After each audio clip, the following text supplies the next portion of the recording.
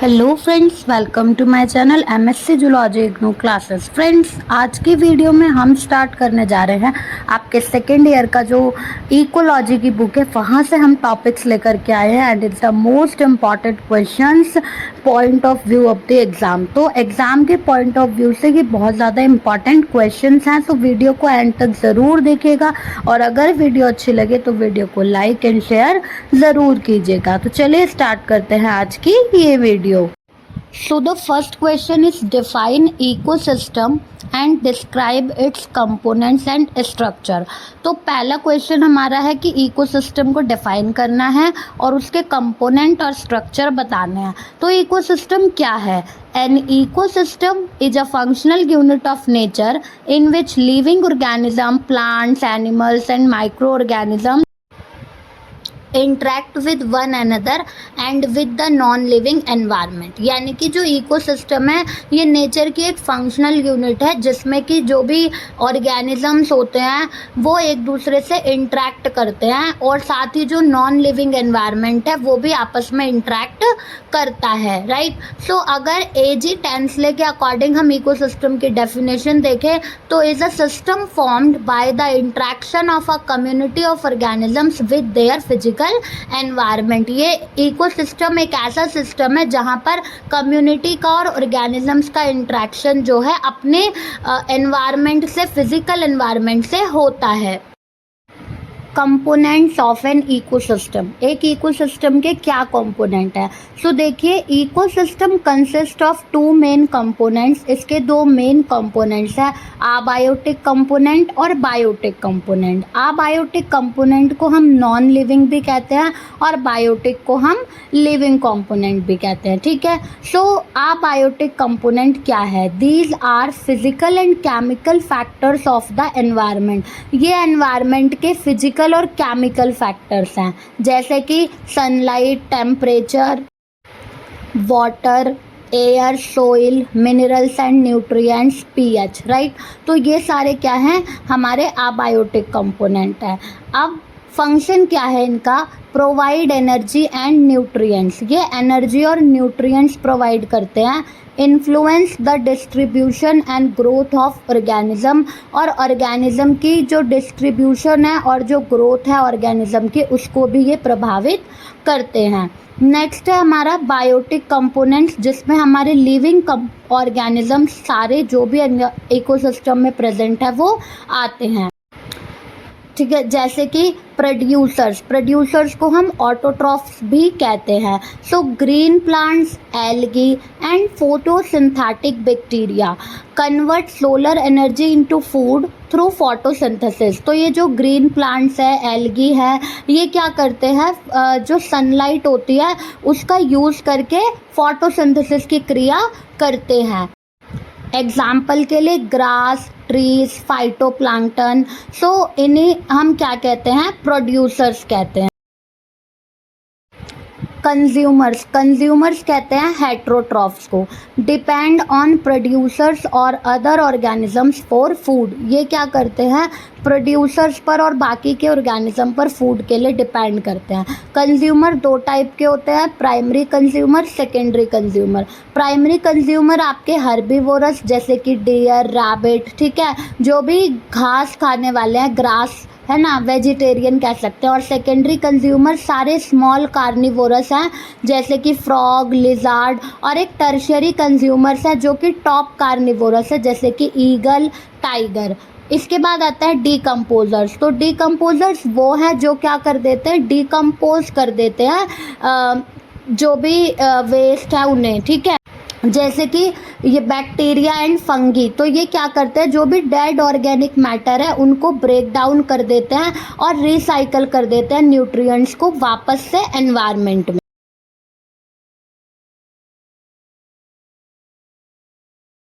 सो अब हम पढ़ेंगे structure of an ecosystem. The structure of an ecosystem refers to the organisation and interaction of its biotic and abiotic component. जो ecosystem का structure है वो उसके ऑर्गेनाइजेशन और इंट्रैक्शन को बताता है बायोटिक और अबायोटिक कंपोनेंट से। जैसे कि पहला आ गया स्पीशीज कंपोजिशन, तो यहाँ पर डिफरेंट स्पीशीज होती हैं, प्लांट्स की, एनिमल्स की, माइक्रो ऑर्गेनिजम्स की, जो कि इकोसिस्टम में प्रेजेंट होती हैं। ठीक है। ट्रॉफिक स्ट्रक्चर देखें तो ऑर्गेनिजम्स जो हैं वो अरेंज होते हैं डिफरेंट ट्रॉफिक लेवल्स पर, जैसे producers, primary consumer, secondary consumer, tertiary consumer and then decomposers. Food chain और फूड वेब देखी जाए तो फूड चेन एक लीनियर पाथवे होता है एनर्जी के फ्लो का, जैसे कि ग्रास, फिर रैबिट एंड देन फॉक्स। और अगर हम फूड वेब देखें तो फूड वेब क्या होती है? Interconnected food chains that provide ecosystem stability, यानी कि बहुत सारी फूड चेन जब आपस में इंटरकनेक्ट हो जाती हैं तो वो क्या करती हैं? फूड वेब बनाती हैं और उससे इकोसिस्टम को एक स्टेबिलिटी मिलती है। नेक्स्ट है energy flow. Energy enters through sunlight. Energy जो है वो सनलाइट के द्वारा एंटर करती है। Producers capture solar energy. Producers उस एनर्जी को कैप्चर करते हैं। Energy passes through trophic levels. उसके बाद वो एनर्जी ट्रॉफिक लेवल्स में पास होती है और डिक्रीजेस एट ईच लेवल, और हर लेवल पर वो क्या होती है? डिक्रीज होती जाती है। तो इस तरह से एनर्जी का फ्लो होता है। Then nutrient cycling. न्यूट्रिएंट्स जैसे कि कार्बन, नाइट्रोजन, फॉस्फोरस, ये सर्कुलेट करते हैं लिविंग ऑर्गेनिजम्स और एनवायरनमेंट के बीच में, और ये साइकिल लगातार चलती रहती है। अब सेकंड क्वेश्चन देखते हैं। Explain the flow of energy in an ecosystem. एक इकोसिस्टम में एनर्जी कैसे फ्लो करती है? So flow of energy in an ecosystem is energy flow in an ecosystem is the movement of energy from one organism to another through food chain and food web. Energy का जो flow होता है ecosystem में वो energy की movement है एक organism से दूसरे ऑर्गेनिज्म में, कैसे? फूड चेन और फूड वेब्स के द्वारा। So steps of energy flow. Energy flow के कुछ स्टेप्स। वैसे तो हमें एनर्जी मेनली कहाँ से मिलती है? सन से। Sun is the main source of energy. तो अब देखते हैं एनर्जी कैसे फ्लो करती है। सबसे पहले सन प्राइमरी सोर्स है, वहाँ से सोलर एनर्जी कैप्चर की जाती है ग्रीन प्लांट्स के द्वारा। प्रोड्यूसर्स जिन्हें ऑटोट्रॉफ्स भी कहते हैं, वो प्लांट्स क्या करते हैं? सोलर एनर्जी को केमिकल एनर्जी में कन्वर्ट करते हैं बाय फोटोसिंथेसिस से। देन प्राइमरी कंज्यूमर्स जिन्हें हर्बीवोर्स भी कहते हैं, वो एनिमल्स जैसे कि डियर, रैबिट, ग्रासहॉपर, ये प्लांट्स को ईट करते हैं और प्लांट की एनर्जी को ऑब्टेन कर लेते हैं। फिर सेकेंडरी कंज्यूमर्स जिन्हें कार्निवोर्स भी कहते हैं, वो एनिमल्स जैसे कि फ्रॉग, स्नेक, ये सब हर्बीवोर्स को ईट करते हैं और उनसे एनर्जी को कैप्चर कर लेते हैं। फिर आते हैं आपके टर्शियरी कंज्यूमर्स जिन्हें टॉप कार्निवोर्स भी कहते हैं। तो animals like eagle, lion feed on secondary consumers. तो ऐसे जो एनिमल्स हैं ईगल, लॉयन, वो सेकेंडरी कंज्यूमर्स को फीड करते हैं। फिर आते हैं आपके डीकम्पोजर्स। डीकम्पोजर्स जो हैं bacteria and fungi break down dead organisms. जो बैक्टीरिया, फंगी हैं वो डेड ऑर्गेनिजम्स को ब्रेक करते हैं, न्यूट्रिएंट्स की रिसाइकलिंग करते हैं एंड उन्हें बैक इनटू द इकोसिस्टम में वापस से भेज देते हैं। सो क्या इंपॉर्टेंट पॉइंट्स हैं यहाँ पर कि जो एनर्जी का फ्लो है वो वन डायरेक्शन में होता है ओनली, इसीलिए हम उसे यूनिडायरेक्शनल कहते हैं। It can not be recycled like nutrients. इसको हम न्यूट्रिएंट्स की तरह रिसाइकल नहीं कर सकते। एट ईच ट्रॉफिक लेवल, हर ट्रॉफिक लेवल पर about 90% energy is lost. 90% energy क्या हो जाती है? लॉस्ट हो जाती है एज अ हीट की फॉर्म में, and only 10% is transfer to the next level, और अगले लेवल में केवल 10% एनर्जी ट्रांसफ़र होती है। सो 10% लॉ बाय रेमंड लिंडमैन। तो ये जो लॉ था 10% का लॉ, रेमंड लिंडमैन ने ये लॉ दिया था। Example of energy flow, energy के फ्लो का एग्जाम्पल है sun, grass, grasshopper, frog, snake, eagle. ठीक है, इस तरीके से एनर्जी जो है 1 by 1 ट्रांसफर होती है। तो सबसे कम एनर्जी किसको मिलेगी? ईगल को मिलेगी। नेक्स्ट क्वेश्चन है, discuss the different types of ecological pyramids. Different types के इकोलॉजिकल पिरामिड्स के बारे में डिस्कस करना है। So types of ecological pyramids, ecological pyramids are graphical representation of the relationship between organisms at different trophic levels in an ecosystem. एक ecosystem में जब हम ग्राफिकली रिप्रेजेंट करते हैं ऑर्गेनिजम्स की रिलेशनशिप को डिफरेंट ट्रॉफिक लेवल्स पर, तो उसे ही हम क्या कहते हैं? इकोलॉजिकल पिरामिड कहते हैं। The concept was introduced by Charles Eaton. ठीक है, ये जो कंसेप्ट है ये चार्ल्स ईटन ने दिया था। There are three main types of ecological pyramids. 3 main type के इकोलॉजिकल पिरामिड्स है। सबसे पहला है पिरामिड ऑफ नंबर। तो जो पिरामिड ऑफ नंबर है, ये जो पिरामिड है ये हमें नंबर ऑफ ऑर्गेनिज्म शो करता है present at each trophic level, की हर ट्रॉफिक लेवल पर कितने नंबर ऑफ ऑर्गेनिजम्स हैं। Producers form the base, producer जो है वो बेस फॉर्म करता है। सो जो प्रोड्यूसर्स हैं वो बेस फॉर्म करते हैं एंड जो कंज्यूमर है आर प्लेस्ड अबव, और वो उनके ऊपर आ जाते हैं। जैसे कि ग्रासलैंड इकोसिस्टम अगर हम देखें तो सबसे पहले grass, then rabbit, then fox. Usually upright, ये जो हमारा पिरामिड है ये अपराइट रहता है। ठीक है, क्योंकि प्रोड्यूसर्स आर मोर, प्रोड्यूसर ज़्यादा हैं देन कंज्यूमर की कंपैरिजन में। समटाइम्स इन्वर्टेड, कभी कभी बाई चांस ये इन्वर्टेड हो जाता है। जैसे एक ट्री का इकोसिस्टम अगर हम देखें, सो 1 ट्री सपोर्ट मैनी इंसेक्ट्स, तो एक पेड़ जो है वो बहुत सारे इंसेक्ट्स को सपोर्ट करता है। सो इसलिए तब ये जो है इन्वर्टेड हो सकता है। कैरेक्टरिस्टिक्स है इसके, ईजी टू कंस्ट्रक्ट, इसको बनाना आसान है, and does not show size और बायोमास, और ये कोई साइज और बायोमास शो नहीं करता। नेक्स्ट है हमारा पिरामिड ऑफ बायोमास। तो पिरामिड ऑफ बायोमास रिप्रेजेंट करता है total mass of living organisms eight each trophic level. हर ट्रॉफिक लेवल पर कितना टोटल मास है लिविंग ऑर्गेनिजम्स का। जैसे कि फॉरेस्ट इकोसिस्टम है तो वहाँ पर आपके ट्रीज को deer and deer to tiger, इस तरह से ट्रांसफ़र हो जाती है energy. So usually upright in terrestrial ecosystem, terrestrial ecosystem में जो बायोमास का पिरामिड है वो अपराइट रहता है। Can be inverted in aquatic ecosystem. अगर हम एक्वेटिक इकोसिस्टम में जाएं तो मे बी ये इन्वर्टेड हो सकता है, because phytoplankton have less biomass than zooplankton, क्योंकि फाइटोप्लैंक्टन का जो बायोमास है वो कम होता है जू प्लैंक्टन के कंपैरिजन में। इसका कैरेक्टर्स क्या है? Gives a better idea of the amount of living material. Living material के लिए ये हमें एक बेटर आइडिया प्रोवाइड करता है। More accurate then the pyramid of numbers. Numbers of pyramid को देख के कंपैरिजन में ये क्या है? बहुत ज़्यादा एक्यूरेट है। पिरामिड ऑफ एनर्जी की बात करते हैं। So shows the flow of energy at each trophic level. तो इसमें हमें एनर्जी का फ्लो दिखाया जाता है हर ट्रॉफिक लेवल पर। एनर्जी को हम कैलोरीज में kilo calories per metre square per year और joules per metre square per year इस तरह से मेजर करते हैं। जैसे कि सन से एनर्जी प्लांट्स में, प्लांट से हर्बीवोर्स में, हर्बीवोर्स से कार्निवोर्स में। Always upright because energy decreases eight each trophic level. ठीक है, ये हमेशा अपराइट रहता है क्योंकि जो एनर्जी है वो हर ट्रॉफिक लेवल पे डिक्रीज होती रहती है, और ये एनर्जी हीट लॉस की वजह से डिक्रीज होती रहती है 10%। तो इसके क्या कैरेक्टर्स है? मोस्ट एक्यूरेट पिरामिड, बिल्कुल एक्यूरेट पिरामिड होता है। एक्सप्लेन एनर्जी ट्रांसफ़र क्लियरली, और एनर्जी के ट्रांसफ़र को क्लियरली एक्सप्लेन करता है। नेक्स्ट है describe the carbon nitrogen and phosphorus cycle.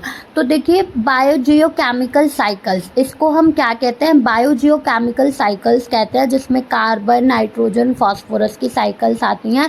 ये साइकिल्स पाथवे हैं through which essential element circulate between the living biotic and non living abiotic components of the ecosystem. यानी इसमें क्या होते हैं, जो एलिमेंट्स हैं वो सर्कुलेट करते रहते हैं लिविंग और नॉन लिविंग कंपोनेंट्स के बीच में इकोसिस्टम के। ठीक है, तो यहाँ पर हम एक एक साइकिल को पढ़ेंगे। पहली हमारी है carbon cycle. Carbon cycle, the carbon cycle is the movement of carbon between the atmosphere, organisms, oceans and soil. ठीक है, कार्बन साइकिल क्या है, कार्बन की मूवमेंट है एटमॉस्फेयर, ऑर्गेनिज्म, ओशंस और सोइल के बीच में। इसके स्टेप्स हैं, पहला स्टेप फोटोसिंथेसिस, यानी कि जो प्लांट्स हैं वो कार्बन डाइऑक्साइड को एटमॉस्फेयर से लेते हैं and convert it into food, और उसे फूड में कन्वर्ट कर देते हैं। Consumption, animals obtain carbon by eating plants और अदर एनिमल्स। एनिमल्स को कहाँ से मिलती है, उन्हें प्लांट से और बाकी के एनिमल से मिलती है। Respiration, plants and animals release carbon dioxide back into the atmosphere. जो प्लांट और एनिमल्स है वो कार्बन डाइऑक्साइड को वापस से एटमॉस्फेयर में रिलीज कर देते हैं। ठीक है, तो वहीं से फिर प्लांट और एनिमल्स जो है अपने अपने अकॉर्डिंग यूज करते हैं। Decomposition, dead organisms decompose and release carbon into soil and air। अब जो डेड ऑर्गेनिजम्स हैं वो डिकम्पोज करते हैं और फिर से कार्बन को सोइल में और एयर में रिलीज कर देते हैं। नेक्स्ट है कंबशन। कंबशन में फॉसिल फ्यूल्स बर्न होते हैं और उनसे भी क्या होती है, कार्बन रिलीज होती है एटमॉस्फेयर में। सो इसकी मेन इम्पॉर्टेंस है कि ये एटमॉस्फेरिक कार्बन डाइऑक्साइड के बैलेंस को मेंटेन करती है और एनर्जी प्रोडक्शन के लिए, ऑर्गेनिक मॉलिक्यूल की फॉर्मेशन के लिए ज़रूरी है। सो नेक्स्ट साइकिल है नाइट्रोजन साइकिल।